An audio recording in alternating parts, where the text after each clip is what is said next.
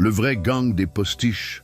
Ce gang sévit à Paris entre 1981 et 1986. Responsable d'environ 30 braquages de banques. Lieu et milieu. La plupart venaient de Belleville ou Montreuil, quartier populaire parisien dans les années 70-80.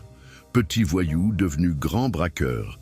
Avant de viser les banques, certains faisaient déjà du cambriolage ou de petits trafics. Noyau dur. André Belaïch, surnommé Dédé, figure charismatique et cerveau pour certains coups.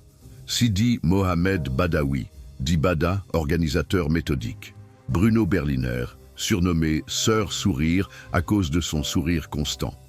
Jean-Claude Misca, Patrick Géhay, Pougache, Robert Marguery, Bichon. Les postiches. Ils portaient perruques, moustaches, barbe factice, lunettes, parfois costume chic pour se fondre parmi les clients. Méthode chronométrée 1. Entrée discrète. Une partie de l'équipe rentrait comme de simples clients. 2. Neutralisation rapide, armes sorties, personnel et clients regroupés, mais sans violence gratuite. 3. Vider les coffres.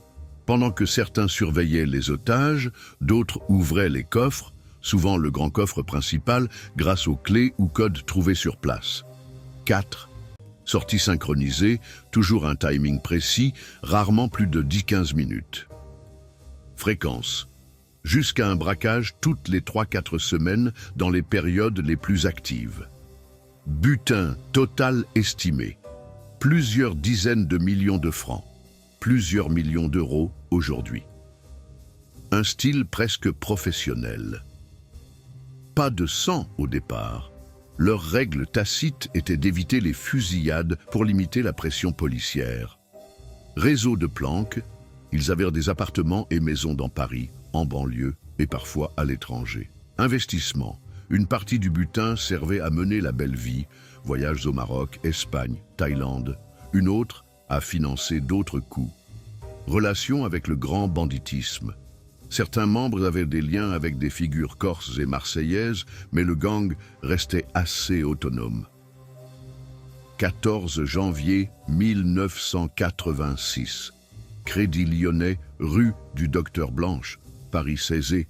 Le gang attaque la banque comme d'habitude, mais la police est sur place, alertée par une surveillance préalable.